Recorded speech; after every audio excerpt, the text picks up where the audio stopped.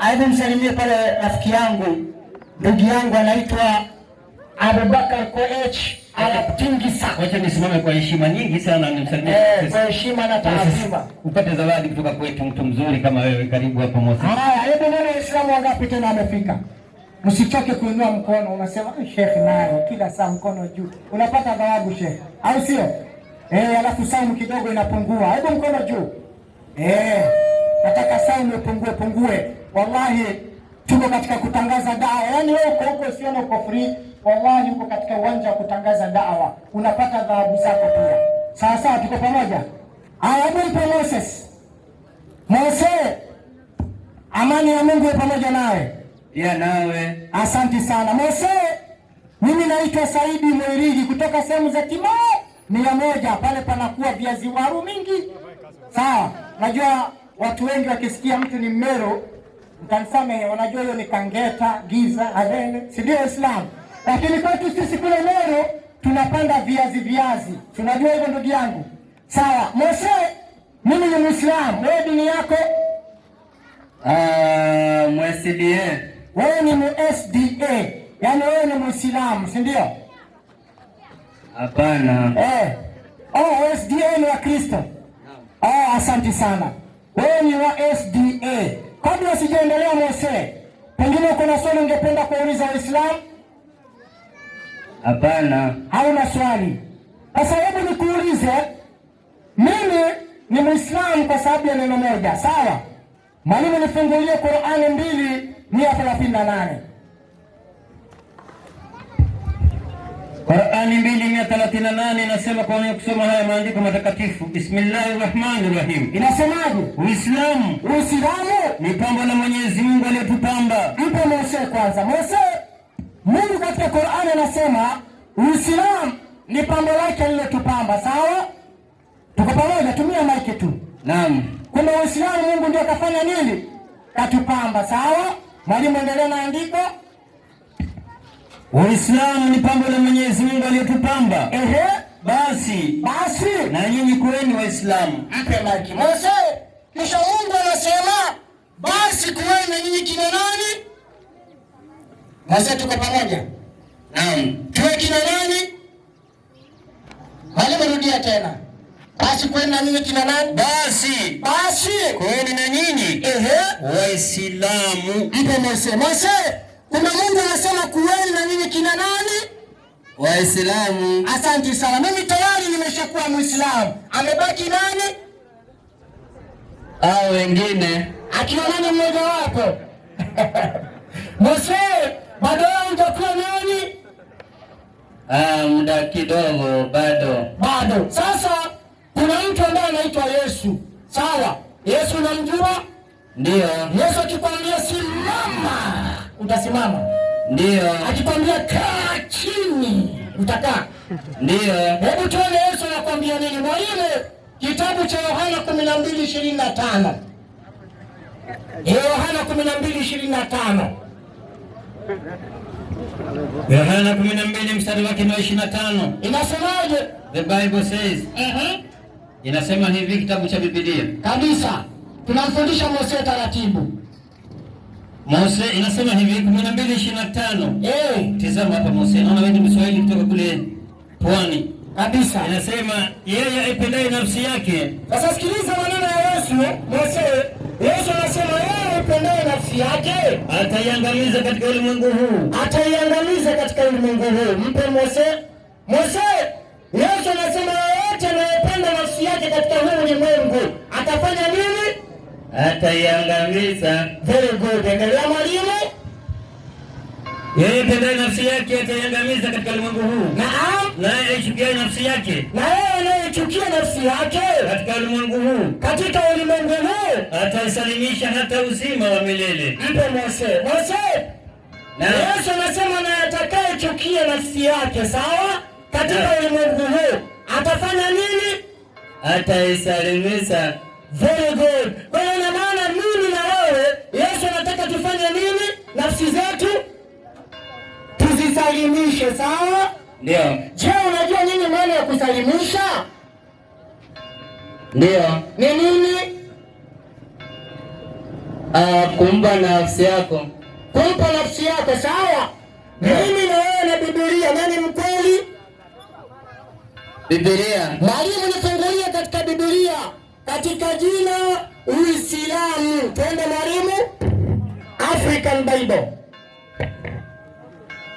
Inasema hivi, angalia hapa ndugu yangu Moses. Inasema Uislamu. Uislamu? Ni neno la Kiarabu. Hebu muoneshe, mkaribishie hapo karibu mwalimu wangu mzuri. Unasema kitabu gani mwalimu? Qur'ani? Nasema Biblia. Haya, Biblia unasemaje? Uislamu. Uislamu ni neno la Kiarabu. Ni neno la Kiarabu linalomaanisha kujisalimisha. Mpe maiki. Very good. Kuna Uislamu ni neno la nini? Kiswahili. Kiarabu. Sawa. Ni neno la Kiarabu linalomaanisha kufanya nini? Kujisalimisha. Na kuna Yesu alisema mimi na wewe tufanye nini? Kujisalimisha. Na kulingana na Biblia ukisema wewe umejisalimisha, ina maana umekuwa dini gani?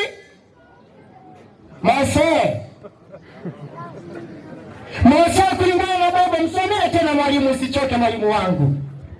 Ndio kazi yangu kutoka hapana. Haya, Uislamu neno la Kiarabu. Uislamu neno la Kiarabu linalomaanisha kujisalimisha. Mpe. Kuna Uislamu neno la Kiarabu ambalo linamaanisha kufanya nini? Kujisalimisha. Kitabu gani imesema hivyo? Qur'ani ama Biblia? Biblia. Kumbe nasema ukisikia mtu anasema amejisalimisha, ina maana huyo anakuwa dini gani? Sio mimi, ni Biblia. Anakuwa dini gani? Islamu. Very good. Na Yesu anasema yeyote atakayechukia nafsi yake katika ulimwengu huu atafanya nini? Atajisalimisha mpaka uzima wa milele. Kwa lugha nyingine inasemekana atakuwa Muislamu apate uzima wa milele. Takbir. Kumbe Yesu anataka uwe dini gani? Mose, kazi kwako. Kumbe Yesu anataka uwe dini gani? Kwa maoni yangu nafikiria dini ni chaguo la mtu. Dini ni chaguo la mtu. Hebu tumuulize Yesu, je, dini ni chaguo la mtu? Mwalimu Yohana 14:6. Yohana 14:6 inasema. Inasemaje? Yesu akajibu akasema. Mimi ndimi njia. Sasa sikiliza Mose, Yesu anasema mimi ndimi njia, ukweli na uzima. Mtu haji kwa Baba ila kwa njia yangu mimi. Ipo Mose, Yesu anasema yeye ndiye njia, sawa? Ndio. Alimaanisha wale chini tumkanyange? Hapana. Alimaanisha tufuate nini? Mafundisho yake. Very good. Mimi ningekuwa darasa langu ningekuandikia 200% kando na wale wengine, sawa? Ndio. Lakini kwa vile uko hapa na kuandikia tick, sawa? Ndio. Ina maana tufuate mafundisho yake, sawa? Na tumekuta fundisho lake la Yesu la kwanza anasema tufanye nini? Pale tukichukia nafsi zetu tufanye nini? Tujisalimishe. Na tukakuta kujisalimisha ni kwa dini gani? Islam. Very good. Hiyo number 1, sawa? Ndio. Number 2, wewe ukiulizwa unasema nampenda Bwana Yesu, utasema ndio? Ndio. Ukiulizwa unamfuata Bwana Yesu utasema aje? Ndio. Na mimi Muislamu nikiulizwa unampenda Yesu nasema tena kabisa 100%. Na nikiulizwa je, unamfuata Yesu nasema kabisa namfuata Yesu. Sawa? Ndio. Nakumbuka hata kule zamani tukiwa chekechea nasa tulikuwa tukifundishwa ile nyimbo ya Yesu, mbele mbele atawale, nyuma nyuma atawale, kando kando atawale, mwachie Yesu atawale. Sawa? Kwa hata mimi Muislamu nimemwachia Yesu afanye nini? Atawale. Lakini kuna shida. Wewe siku ya ibada, siku ya Sabato unaingia nyumba gani? Nyumba ya Papa. Nyumba inaitwaje, msikiti ama kanisa? Kanisa. Very good. Kwa hivyo Mkristo anaingia kanisani, sawa? Ndio. Waislamu nao wanaingia wapi? Msikiti. Sasa tuangalie mimi na wewe tunafanya tumfuate Yesu, tupate uzima wa milele. Je, wewe Yesu mafundisho yako yalikuwa yakipatikana wapi? Mwalimu Yohana 18:19 kama sijakosea. Yohana 18:19. Inasemaje? Inasema kwa masomo haya maandiko matakatifu. 18:19. Inasema hivi. Naam. Basi kuhani mkuu aliuliza Yesu habari za wanafunzi wake. Sasa sikiliza, kuhani mkuu anamuuliza Bwana Yesu habari zake na za wanafunzi wake. Tuende mwalimu. Na habari za wanafunzi wake. Na habari za wanafunzi wake. Yesu akajibu, mimi nimesema na ulimwengu waziwazi. Yesu anajibu sasa, Mose anasema mimi nimesema na ulimwengu waziwazi. Siku zote mimi Bwana Yesu nalifundisha katika masinagogi. Nalifundisha katika masinagogi. Mpe Mose. Kuna Yesu maneno yake na maneno ya wanafunzi wake siku zote alikuwa anafundisha katika nyumba inaitwaje? Alienda sokoni kidogo, muoneshe sinagogi. Haya, mpe. Kumbe anafundisha siku zote nalifundisha katika masinagogi. Mpe Mose. Kumbe siku zote Bwana Yesu alifundisha katika nyumba inaitwaje? Sinagogi. Asante sana. Lakini mimi naingia msikitini, bahati mbaya. Sawa? Na wewe Mkristo unaingia kanisani, bahati mbaya. Yesu ameingia wapi? Sinagogi. Sawa. Sasa mimi nikiulizwa nini maana ya sinagogi, ndasema ni SGR, ile trade mpya tuliletewa, ile imefanyiwa makeup. Sawa? Treni ya zamani kafanyiwa makeup. Sasa tuko pamoja? Ndio. Na wewe ukiulizwa nini maana ya sinagogi utasema ni nini? Pahali pa kuabudu. Pahali pa kuabudia, si ni kweli? Sasa mimi na wewe na Biblia, nani anaweza kuwa mkweli zaidi ya mwingine? Mimi, wewe na Biblia. Biblia. Very good. Na kuna kitu nadhani tutakubaliana. Walioandika kitabu cha Biblia wameongozwa na roho wa nani? Wa Mungu. Very good. Roho wa Mungu anaweza danganya?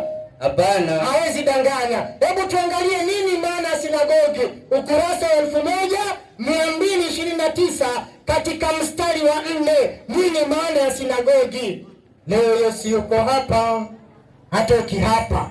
Kwa hivyo ukitaka weka chachiko full, mademu, machali, wapi nduru? Salamu alaykum. Habari hiyo. Takbir. Allahu Akbar. Twende mwalimu, nini maana ya sinagogi? Asante. Sinagogi. Kijana wetu tu tunamvumilia hivyo. Sinagogi. Allahu Akbar. Nini maana ya sinagogi? Msikiti wa Wayahudi. Ipe Mose. Kumbe sinagogi maana yake ni nini? Msikiti wa Wayahudi. Gurba, naomba unyamaze kidogo tufanye, alafu tutaongea baadaye, sawa? Sisemi kitu baba. Haya. Kumbe sinagogi maana yake ni nini? Msikiti wa Wayahudi. Very good. Leo akija Yesu, asimame hapa mbele. Wewe, yani Yesu yuko mbele, mimi niko nyuma, na Mose yuko nyuma yangu, sawa? Yesu ende emwe igere izato inya aingie kwenye kanisa. Mimi leo tutajikuta tumeingia wapi? Kanisa. Very good. Na Yesu akienda 1, 2, 3, 4 akaingia katika msikiti. Mimi leo tutaingia wapi? Msikiti. Na tunakuta kumbe mafundisho ya Bwana Yesu yalikuwa wapi? Msikiti.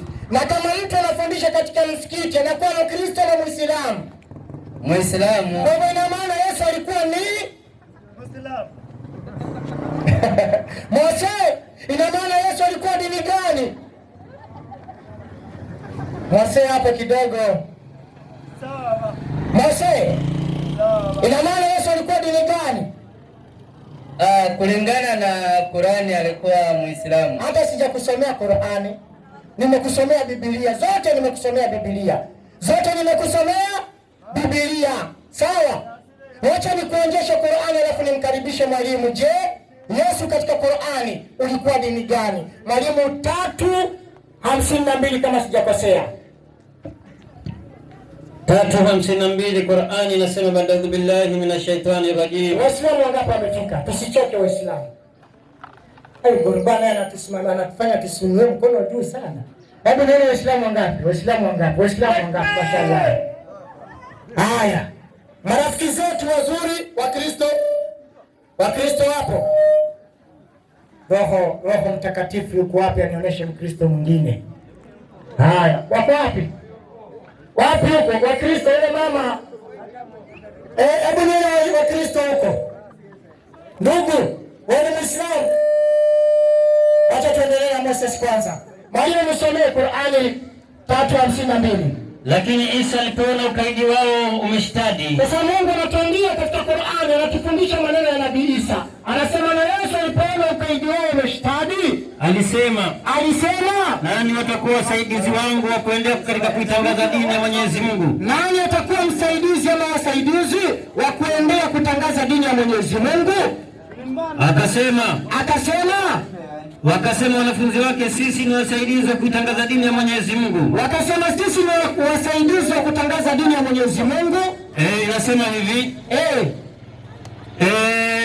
Mwenyezi Mungu, tumemwamini Mwenyezi Mungu na shuhudia ya kwamba. Sasa ni wanafunzi wa Bwana Yesu katika Qur'ani wanasema tumemwamini Mwenyezi Mungu na shuhudia ya kwamba sisi tumejisalimisha kwa Mwenyezi Mungu. Sisi tumejisalimisha kwa Mwenyezi Mungu. Mwote tuko pamoja.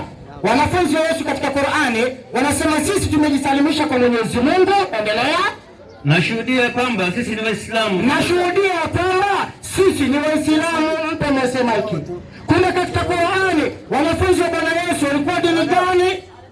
Hapa. Waislamu. Sawa, tuko pamoja? Naam. Haya, acha nikaribishe mwalimu akusaidia Ustadh Abubakar HR Kingisa. Njoo tafadhali. Njoo Ustadh Abubakar, njoo. Njoo Ustadh. Njoo. Nani? Mimi ya? Abubakar. Sawa, Abubakar. Wewe naomba ubebe kiti chako ukae pale, alafu ndakuita. Nenda pale na kiti chako. Mwacheni tu, tutamhanda hivyo pole pole. Haya, kaa hapo na kiti chako. Hakuna shida. Assalamu alaykum wa rahmatullahi wa barakatuh. Wa alaykum salam wa rahmatullahi wa barakatuh. Waislamu, assalamu alaykum wa rahmatullahi wa barakatuh. Wa alaykum salam. Na wale ndugu zetu wa Kristo, marafiki zetu wa karibu, amani ya Mungu iwe pamoja nanyi. Pia nawe asante. Naomba wale Waislamu wako mbali, nataka Waislamu wasogee karibu. Kumbali kule hao wamekaa chini, songeni karibu. Hata mkiwa mbali hatuwezi kuona Wakristo. Mkiwa karibu watasongea nao karibu inshallah. Tunasema Waislamu wale wako mbali wasogee karibu. Hapa kuna nafasi hapa, nataka Waislamu nafasi ipatikane hapa. Inshallah ndugu yangu, nisema naitwa nani? Nikumbushe majina yako, nimekuwa karibu na wewe lakini sikufahamu unaitwa nani. Hebu nikumbushe. Moses ni lugha ya Kizungu, kwa Kiswahili ni Musa. Kweli si kweli? Musa. Kweli, asante. Sasa kabla sijaendelea sana, sijui kama una swali ya kuuliza Waislamu. Kwa maana kuna maswali mengi yamekuja hapa juu ya meza, na wewe pia umekuja juu ya meza. Unaweza uliza swali lolote ambalo kama pengine unakisia ni swali ambalo kwamba linakutatiza. Hapana, hauna swali. Asante. Umesema dini gani wewe? SDA. Mpatie huyo. Kutoka 20 kuanzia 8. Kutoka 28. Inasema hivi. Yasemaje? Kutoka 20 mstari wake wa 8. Inasema nini? Inasema ikumbuke siku ya Sabato itakase. Mpatie Moses. Naam. Ikumbuke siku ya Sabato ufanye nini? Uitakase. Wewe unatakasa? Kabisa. Kumbe Sabato ni nini hapo? Ni siku ya muhimu sana. Sio nini? Sio dini. Soma tena. Wewe umesema mpe mic. Wewe umesema dini yako wewe msabato. Kweli si kweli? Kweli. Lakini tumepata Sabato sio dini. Ni nini? Sabato. Asome tena. Soma tena. Ikumbuke siku ya Sabato itakase. Mpe mic. Ikumbuke nini? Siku. Okay, kumbe Sabato ni nini? Siku ya muhimu. Sio nini? Siku ya Sabato.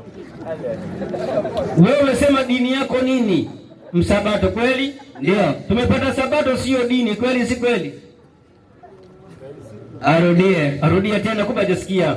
Sasa itaingia vizuri. Teremka. Ikumbuke siku ya Sabato. Mpe. Moses. Ikumbuke nini? Siku ya Sabato. Kumbe Sabato ni siku ya nini? Ya kuabudu, si ndio? Ndio. Sio nini? Sio dini. Kumbe wewe hauna nini? Waislamu takbir. Kumbe Moses hauna nini? Sabato ndo bado dini. Rudia tena, mpe huyo. 28 kutoka. Ikumbuke siku ya Sabato itakase. Maliza. siku sita fanya kazi, ndio utende mambo yako yote. Lakini siku ya saba ndio ni sabato ya Bwana Mungu wako. Mpe. Siku ya saba ni sabato ya nani? Mungu wako. Kumbe sabato ni nini? Ya siku. Ni siku ya kuabudu Mungu wako. Sio nini? Si Mungu wako.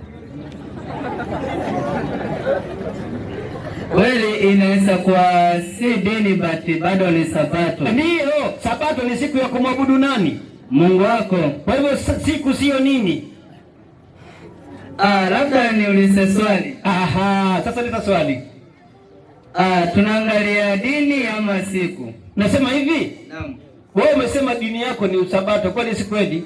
Kweli. Na tumepata kumbe sabato sio dini, ni nini? Ni siku. Kwa hivyo wewe unafaa upate nini? Ndio swali. Wewe unafaa upate nini? Nini? Ndio swali bado. Ndio swali nakuja hivi. Hebu mpe huyo. Wewe hebu patie huyo. Kutoka 31:13. Kutoka 31:13 Inasemaje? 31:13. Naam. Inasema hivi, kisha nena wewe na wana wa Israeli, ndio, na kuwaambia, hakika mtazishika sabato zangu, kwa kuwa ni ishara kati ya mimi na nyinyi. Mpe. Mungu anamwambia Musa apate kunena yeye na wana wa Israeli ya kwamba wana wa Israeli watashika nini?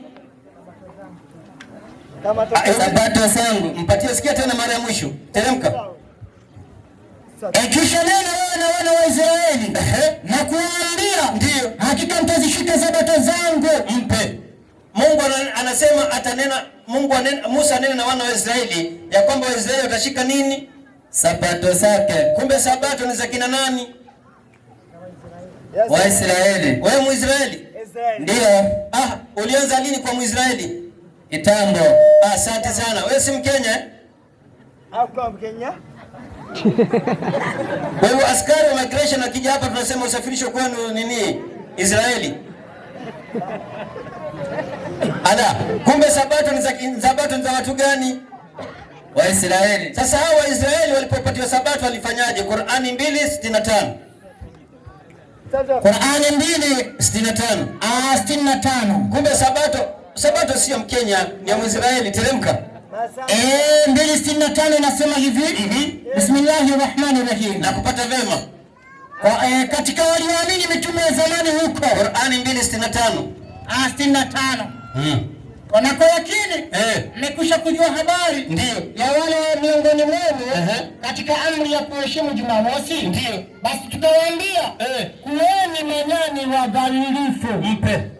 Baada ya wana wa Israeli kuvunja sabato, Mungu aliwaambia Waisraeli, wewe kina nani? Manyani. Wewe unataka kuwa nyani? Hapana. Kwa hivyo wachana na nini? Mpe huyo. Sasa Mungu aliwapatia Waisraeli sabato, si wa Kenya wala wa Tanzania. Qur'ani sura ya 2, Qur'ani sura ya 7 aya 63. Qur'ani 7:63. 163. Qur'ani 7:163. Ndio. Okay, 163. Bismillahirrahmanirrahim. Ndio. 163. Hebu sikiza hapo ndugu yangu. Na wauliza habari za nje ambao ilikuwa kando ya bahari. Ndio. Watu wa mji huo walikuwa wakivunja sheria ya Jumamosi. Ndio. Ambao waliambiwa wafanye kazi katika siku hiyo. Wasifanye kazi katika siku hiyo. Ndio. Wafanye ibada tu, na kazi yao ilikuwa uvuvi. Sasa hao watu walikuwa kina nani? Naenda katika maelezo. Ya 163. Mayahudi ndio katika dini yao walikatazwa kufanya kazi yoyote Jumamosi. Mpe. Kumbe waliokatazwa na Mungu kufanya kazi siku ya Jumamosi ni kina nani? Wayahudi. Na wewe ni Myahudi? Hapana. Kumbe wewe kupewa sheria ya nini? Sabato. Kumbe sabato ilipewa kina nani? Kina Yahudi. Wakristo. Si wa Kristo. Mpe huyo. Hajaelewa. Mimi ningeshika simu ingekuwa bala. Hebu naenda katika nini hapo? Inaitwaje? Moja kwa moja teremka pale kwenye Biblia 13. Nenda katika hiyo 263 Qur'ani, alafu soma maelezo yake hapo. 263. 65. 265. Inasema hivi. Inasemaje mwalimu? 265. Bismillahirrahmanirrahim. Ndio. Na kwa yakini mmekwisha kujua habari za wale walioasi miongoni mwenu katika amri ya kuheshimu Jumamosi. Ndio. Basi tukawaambia kuweni manyani wadhalilifu. Maelezo. Inasema hivi. Ndio. 65 maelezo. Mayahudi ndio walikatazwa katika dini yao kufanya kazi siku ya Jumamosi. Kumbe waliopewa sheria ya Jumamosi ni kina nani? Wayahudi. Sio mimi na wewe. Mimi na wewe Mkenya hatukupewa sheria hiyo ya Jumamosi. Unaona bana Ndio. Na wewe si unaona Jumamosi mpaka Jumamosi kwenda kuabudu Mungu, si kweli? Ndio. Sasa hebu Yesu anasemaje? Luka 18:1. Luka ndio 18 mstari wake wa kwanza. Luka 18 mstari wa kwanza. Mstari wa kwanza. Nasemaje mwalimu? 18:1 kitabu cha Luka. Akawaambia kwamba ndio inawapasa kumwomba Mungu siku zote. Kumbe inawapasa kumwomba Mungu siku zote. Lakini wewe Jumamosi mpaka Jumamosi? Musa. Naam. Wewe Jumamosi mpaka Jumamosi? Hapana. Mimi namuomba Mungu kila siku. Unamwomba Mungu kila siku? Waislamu pia wanamwomba Mungu kila? Labda tuambie. Si ndio niko hapa. Sisi Waislamu tunamwomba Mungu kila siku. Si unasikia saa 7 za mchana wakisikia Allahu Akbar, Allahu Akbar. Saa 10 Allahu Akbar, Allahu Akbar. Saa 1 jioni Allahu Akbar, Allahu Akbar. Wanakimbia. Lakini mimi nakuhakikishia ukweli wa Mungu. Ukienda kanisani Jumatatu kifuli. Kweli si kweli? Kweli. Tuogope Mungu. Kifuli yuko lakini Mungu hajafungiwa hapo. Ndio sema Mungu anafungiwa hapo. Lakini wewe hiyo kifuli tafunguliwa siku gani? Kuna siku hivi kwamba wanafungua. Jumamosi Si Jumamosi pekee. Sasa Jumamosi ndio mnafungua. Kuna kanisa moja kule jirani yangu. Jumamosi ndio yule mwenye kifungua anakuja anafungua asubuhi mapema, wanafagia wanaosha. Ile siku zingine kuanzia Jumatatu mpaka Jumapili unapata kuna nyasi zimemea pale. Kwa maana unaona lakini Uislamu tunaabudu kila siku. Unanipata ndugu yangu? Ndio. Sasa mimi ndio nikasema kiweka hapo tukufundishane tuone njia gani ya uzima, si ni kweli? Ndio. Hebu sikia Yesu anasemaje 7:15 Mathayo. 7:15 Mathayo. Maswali ya karatasi tutayajibu, lakini kama kuna wenyewe wapo karibu, tunapenda ni vyema waweze kusogea karibu. Hata vile unaendelea mwalimu ni kama unayajibu tu. Okay. Naona ni hayo unaenda. 7:15. 7:15. Ndio. Inasema hivi, jihadharini na manabii wa uongo. Ndio. Watu wanaowajia wamevaa mavazi ya kondoo. Ndio. Walakini kondani ni mbwa mwitu wakali. Mtawatambua kwa matunda yao. Ndio. Je, watu huchuma zabibu mpe kwanza mashika miba? Umesema wewe dini yako dini gani? Kwa maana tumepata wewe kwanza hauna dini. Kwa maana Sabato si dini, Sabato ni siku. Tumekubaliana hapo Bado. Wewe sasa dini yako dini gani? Sabato. Biblia iko hapo mbele yako? Nakuuliza Musa, Biblia iko hapo mbele? Maiki ni yako? Ndio. Nisaidie wapi andiko katika Biblia inasema Sabato dini? Unibatize. Ongezee Biblia. Ingine iko? Nisaidie. Asante. Ipo? Hakuna. Mimi nimekutolea ushahidi siku ya Sabato. Sabato ni siku. Wewe unang'ang'ania ni dini. Sabato ni siku, lakini wako katika pote la Ukristo. Kweli si kweli? Kweli. Si ndio? Kisha ukisema dini yangu mimi ni Mkristo ungekuelewa. Lakini ukiniambia dini yako ni Msabato, Sabato ni siku. Sawa ndugu yangu Musa? Labda unamaanisha nini ukisema dini? Dini? Naam. Maana yake dini, mpatie wewe usikie. Mpe mfano 3:19 Qur'ani. 3:19 Qur'ani. Unasemaje? 3:19 bila shaka. Ndio. Dini ya haki mbele ya Mwenyezi Mungu ni Uislamu. Mpe. Dini maana yake ni njia. Dini maana yake njia. Sasa lazima uwe na dini. Sawa ndugu yangu? Ndio. Kwa hivyo Uislamu Nishakwambia. Wewe kwanza tumepata una dini kwa maana sabato si dini. Hebu nitoke huko. Ningependa kukuuliza swali moja. Swali nyepesi rahisi. Wewe Yesu wewe unampenda? Kabisa. Siku ya sabato anakwenda wapi wewe? Kanisa. Hebu tuulize Yesu alikwenda wapi? 4:16 Luka. Akaenda Nazareti. Ndio. Hapo alipolelewa. Na siku ya sabato Ndio. akaingia katika sinagogi kama ilivyokuwa desturi yake. Mpe. Desturi ya Yesu ilikuwa ni kwenda wapi? Sinagogi. Na wewe unakwenda wapi desturi yako? Sinagogi. Yote inamaanisha kitu moja, majina ndio tofauti. Oh, majina ni tofauti. Ndio. Wewe unakwenda sinagogi, si kweli? Hapana. Na Yesu alikwenda wapi? Sinagogi. Na mimi nakwenda wapi? Msikiti. Wewe kanisa. Kwa hivyo mimi na wewe tutafute sinagogi nini tufuate njia hiyo, si kweli? Ndio. Ukurasa 1229 Biblia ni King James Version. Na teremka mwalimu. Mara hiyo. Muoneshe Moses ni msomi alafu nitafute mwingine. Haya sana. Hebu jisomee hapa tu.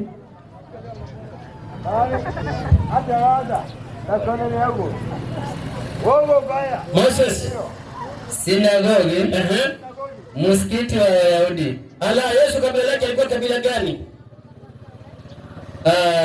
Sitajua manake sikuwa nimesaliwa. Yesu alikuwa Myahudi. Alikuwa Jews, Myahudi. Okay? Ndio. Asante. Akapata Wayahudi zamani wametengeneza nyumba ya ibada. Inaitwa nini nyumba hiyo? Sinagogi. Ambayo sinagogi ni Kiyahudi. Kiswahili wanaitaje? Saidi msaidie. Hiyo anakuuliza. Hiyo nyumba inaitwaje? Sinagogi maana yake ndio ni msikiti. Mpe. Sinagogi nini ndugu yangu? Msikiti. Na msikiti unaenda watu wa dini gani? Saidia. Labda Waislamu. Okay, Waislamu ngapi wanaenda kwa msikiti? Mkono juu. Yeye. Asante. Na Yesu alikwenda wapi? Msikiti. Usipumue sana. Nafikiria Yesu ana dini. Mtu ambaye kwamba hana dini anaitwaje? Mkafiri. Ndugu yangu, mtu ambaye kwamba hana dini anaitwaje? Mkafiri. Kikwetu tunamuita pagan. Pagan. Naam. Pagan ni Kiingereza, Kiswahili? Hana dini. Mkosa dini. Kumbe Yesu ni mkosa dini? Mkosa dini. Hapana. Sio umesema hana nini? Haya. Alafu mwalimu tana mbili pale vile ya Galakiti. Chukua maiki. Waislamu kuna juu. Waislamu inshallah. Waislamu takbir. Takbir. Sijaona hiyo Wakristo wa kweli wangapi? Wakristo wa kweli. Kama Mkristo usione haya. Kitabu cha Petro wa kwanza 4:16 inasemaje? Lakini ikiwa kwa sababu ni Mkristo Asione nini? asione haya. Mkristo asione haya. Kama wewe ni Mkristo nyosha mkono. Haya, asikize. Usione haya. Yuko wapi? Chini. So, wewe Musa peke yako ndio umebakia, hao wote Waislamu tu. Unaona Hebu mpe Musa. Musa. Naam. Umesema yule ambaye kwamba anaenda kanisani anaitwa Mkristo kweli? Kweli. Yule anayekwenda msikitini anaitwa nani? Muislamu. Na Yesu akaenda wapi? Kulingana na maandiko alienda msikiti. Na anayekwenda msikiti dini gani? Muislamu. Kumbe Yesu alikuwa nani? Islamu. Waislamu takbir. Ndugu yangu, Waislamu swali ikiwa wameelekeza kichwa chao wapi? Sijaiona. Utaona leo. Wakristo wafunga macho wakaelekea wapi? Mbinguni. Wanafunga Macho. Hata wao wanafunga Macho. 16:30 Methali. 16. Ndio, mfungulie one Namfungulia mwalimu. Ndio mwalimu. 16 Methali 16. Haya, 16 ngapi mwalimu? Ndio kazi inaanza 30:16. Ilikuwa ijaanza kumbe. Methali 16:30. Ndio kikosa kuzungumza kidogo. Teremka. Inasema hivi. Afumaye macho ndio kusudi lake ni kuwaza aliyopotoka. Mpe Waislamu takibiri. Kumbe anaifunga macho wakati wa kuomba anawaza aliyofanya nini? Toka. Ndugu yangu, kumbe anaifunga macho wakati wa ibada anawaza aliyofanyaje? Atoroke. Ndugu yangu anafanyaje? Atoroke. Nani tu unyamaze tu ndugu yangu tafadhali. Unajua mwalimu anikusikilia huruma amesema uketi hapo. Lakini kama ni mimi singependa upuzi kama huo. Sawa. Kwa ndugu yangu, methali inasema ya kwamba afumbaye macho amewaza aliyofanyaje? Aliyopotoka. Kumbe haifai katika ibada kufunga nini? Labda funga macho ni ishara ya heshima tu. Heshima. Na sasa Yesu alifunga macho kumpatia huyo. 17:3. Yohana 17:3. Anza moja. Nianze 1:17:3. Wewe kama Yesu alifunga macho. 17. Moja. Ndio. Inasema hivi. 17:1. Ndio. Inasema maneno hayo aliyosema Yesu. Ndio. Akainua macho yake kuelekea mbinguni. Mpe. Kumbe Yesu alikuwa anainua macho yake kuelekea wapi? Mbinguni. Na nyinyi mnafunga nini? Unaiselekeza mbinguni lakini bado umefunga. Na Yesu hajafunga. Hatujaambiwa. Sasa hebu angalia ibada aliyofanya Yesu mpe huyo. Wewe unaingia kanisani kweli si kweli? Kweli si kweli? Kweli. 21:12 Mathayo. 21:12 Mathayo. 21. Yesu akaingia ndani ya hekalu. Ndio. Akawafukuza wote waliokuwa wakiuza na kununua hekaluni. Maliza. Akazipindua meza za wabadili fedha na viti vyao waliokuwa wakiuzia njiwa. Mpe maiki. Yesu alipoingia ndani ya hekalu akakuta watu wanauza njiwa na biashara nyingine, si kweli? Ndio. Akapindua meza za wabadili fedha na viti vyao. Yesu akasema nyumba yangu itaitwa nyumba ya sala. Itaitwa nyumba ya nini? Sala. Kumbe Yesu anaita hekalu nyumba ya sala wakati amepindua meza na nini? Sala. Na vitu walikuwa wanauza. Na viti, sawa Kumbe nyumba ya sala inakamilika wakati hakuna meza na nini? Viti. Kati ya kanisa na msikiti gani na viti? Sengea msikiti. Kwa hiyo nakuta kanisa kuna viti? Labda iko. Kumbe wendaje hata kanisa? Sasa angalia, kumbe msikiti haina meza na viti. Kwa nini meza haina? Kwa nini Yesu alitoa meza na viti katika hekalu? 11:1 Ufunuo wa Yohana. 11:1 Ufunuo wa Yohana. Nasemaje mwalimu? 11:1 Ufunuo wa Yohana. Ndio. Nikapewa mwanzi kama fimbo. Na mmoja akaniambia, inuka. Ndio. Ukalipie hekalu la Mungu. Inuka ukalipime hekalu la Mungu. Na madhabahu. Na hao wasujuduao humo. Hebu mpe maiki. Na hao wanaofanya nini katika hekalu? Wanaosujudu. Sujudu. Unaweza kusujudu meza na kiti kiwa hapo? Naweza ukasongeza kidogo. Sikusongeza, sinakwambia mambo ya kusongeza. Unaweza ukasujudu meza na kiti kiwa hapo? Kwa wakati mwingine ndio. Sasa hebu wewe sujudu hapo juu ya meza hapo tuone. Ndio Yesu akaondoa meza na viti katika hekalu. Akasema nyumba yake itaitwa nyumba ya nini? Sujudu. Ya sala. Kumbe nyumba ya sala haifai kuwa na meza na nini? Sujudu. Nafikiria labda ni kwa sababu alikuwa anafanya biashara. Nasema hivi, naam. Wajua Yesu angetoa viti za biashara nje, alafu aseme sasa leteni viti vingine vipya na meza, alafu aseme sasa nyumba imekamilika, nyumba ya nini? Ya sala. Lakini alipotoa meza na viti akasema nyumba ya sala, nyumba yangu itaitwa nyumba ya nini? Sala. Kumbe nyumba ya sala inakamilika wakati hakuna meza na nini? Viti. Na msikiti hakuna meza na nini? Ndipo nimesema sijaingia, kwa hivyo sina habari. Sasa hakuna, sasa tutakwambia. Waislamu wangapi wanasema kuna meza na viti msikitini? Wangapi wanasema hakuna meza na viti kwa msikiti? Unaona? Sasa tunapokichishia Waislamu wote wamefunga hawa. Mimi najua umeona, lakini hutaki kusema umeona.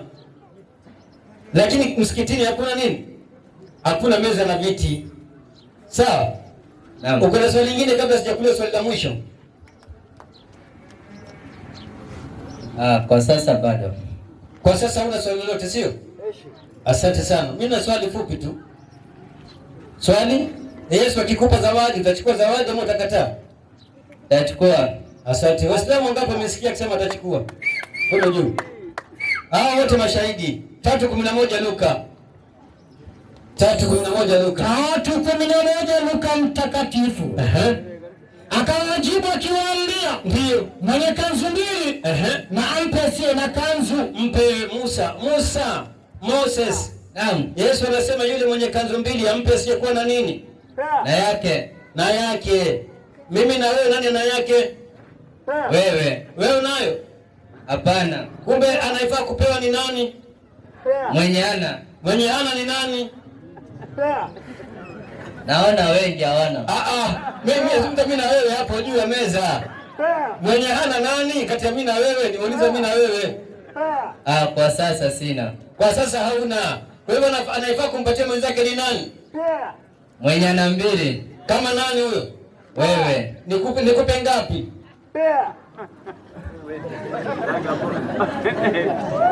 Waislamu takbiri. Nikikupa kanzu ukavaa kanzu, mimi nikavaa kanzu na mwalimu wangu Saidi akavaa kanzu, tukaanza kutembea katika mji huu. Mji wa Marti tukaanza kutembea, sisi tunatembea tu pole pole hapa. Watu wakituona kwa mbali wanasema jamani wale ni kina nani wale? Natembea. Musa. Naam. Watu wanasema wale ni kina nani wale? Waislamu. Ala, kumbe wewe unataka uvae kanzu uwe nani? Waislamu. Musa. Naam. Kumbe unataka uvae kanzu uwe nani? Bado. Asiyesema bado, nasema kumbe ukivaa kanzu utakuwa kama nani? Anafurahia unatumia China kumbe, kwa hivyo bado. Mimi sikatai. Naam. Mwenyezi Mungu anasema hakuna kulazimisha mtu katika dini. Ukweli ndio tumekuja kuweka wazi. Naam. Sawa sawa? Ndio. Sasa kuna swali, kuna kitu kimoja ningependa kuzungumza na wewe kidogo. Mimi na sio kisema kwamba unasema Yesu alikufa kwa ajili ya dhambi zako. Kweli si kweli? Kweli. Asante. Nani alimuua? Nani? Wasaliti. Kumbe wasaliti wamekupa wewe uzima wa nini? Wa milele. Ala. Hebu katika watu waliosaidiana nani huyo? 22:3 Luka. 22:3 Luka. Hebu tena Waislamu wangapi tumefika inshallah? Waislamu inshallah, barakallahu fikum. Wakristo wa kweli. Allahu Akbar. Wakristo wa kweli jamani. Wakristo. Sioni. Hebu Waislamu tena mkono juu Waislamu. Waislamu.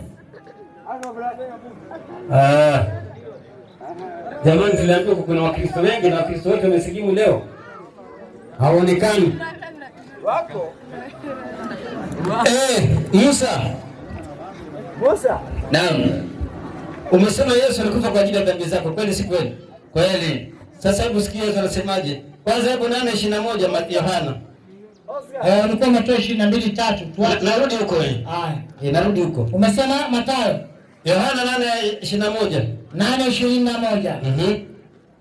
Inasema hivi. Nasemaje? Basi akawaambia tena. Akawaambiaje? Mimi naondoka nanyi mtanitafuta. Ndio. Nanyi mtakufa katika dhambi yenu. Mpe. Kumbe maandiko yanasema kila mtu atakufa kwa ajili ya dhambi yake mwenyewe. Kweli si kweli? Kweli. Hata kanisani tulikuwa tunaimba zamani tukisema na kila mtu atauchukua patana pam mzigo wake mwenyewe siku ya mwisho. Siku hiyo. Habari ndio. Naona mwingine tena bana. Sasa maandiko yanasema ya kwamba kila mtu anachukua mfurushi wake mwenyewe. Kweli si kweli? Kweli. Kwa hivyo Yesu amesema yeye achukui dhambi za nani? Kweli. Anachukua. Kijana, mzee wangu aliyekuwa kidogo na kwamba wewe mtulivu bana. Sawa baba. Chonjo. Kwa mtulivu. Sawa baba. Andiko limesema kila mtu atachukua furushi lake mwenyewe. Kweli si kweli? Kweli. Kweli. Kwa hivyo Yesu Qur'an inasemaje? 4:157. Maandiko nafunguliwa sasa. 4:157. Qur'ani inasemaje? 4:157. Na kupata mwalimu. Na kwa ajili ya kusema kwao, ndio sisi tumeamua Masihi Isa mwana wa Mariamu mtume wa Mungu hali hawakumuua wala hawakumsulubu. Mpe. Mwenyezi Mungu anasema wakaulihim inna katalna masihu Isa rasulullah wa ma kataluhu wa ma salabuhu. Hawakumuua wala hawakumsulubu. Qur'an anasema Yesu akufanya nini? Inakuwa haki ya kusema kwao.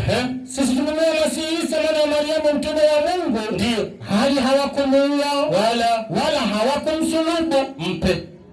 Yesu anasema hawakumuua wala hawakufanya nini? Kumsulubu. Kumbe Yesu hakufanya nini? Hakusulubiwa. Hakusulubiwa. Unaona ndugu yangu? Naam. Hiyo ndio imani yetu. Asante. Unasikia ndugu yangu? Naam. Kwa hivyo Qur'ani imesema ya kwamba Yesu hakufanyaje? Asulubiwa. Hakusulubiwa. Hakusulubiwa, hakufa msalabani. Kweli si kweli? Kweli.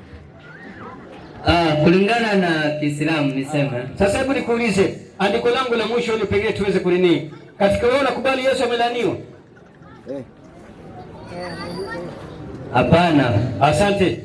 Kama wewe ukubali Yesu, kama hujakubali Yesu amelaniwa, basi pia vile vile wewe hujakubali Yesu amesulubiwa. Sasa hebu sikia maandiko yanasemaje? 3:13 kitabu cha Galatia. 3:13 kitabu cha Galatia nasemaje? 3:13 wa Galatia. Kristo ndio alitukomboa katika laana ya Torati. Kwa nini? Kwa maana kwa kuwa ilifanya laana kwa ajili yetu. Maana imeandikwa, amelaaniwa kila mtu angikwae juu ya mti. Amelaaniwa kila mtu angikwae juu ya nini? Mpe. Ukiona mtu amesulubiwa amelaaniwa na nani? Mungu. Na wewe umesema Yesu hakufanywa nini?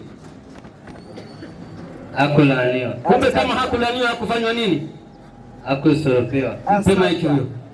Waislamu takbir. Allahu Akbar. Waislamu takbir. Allahu Akbar. Waislamu inshallah nafikiri pengine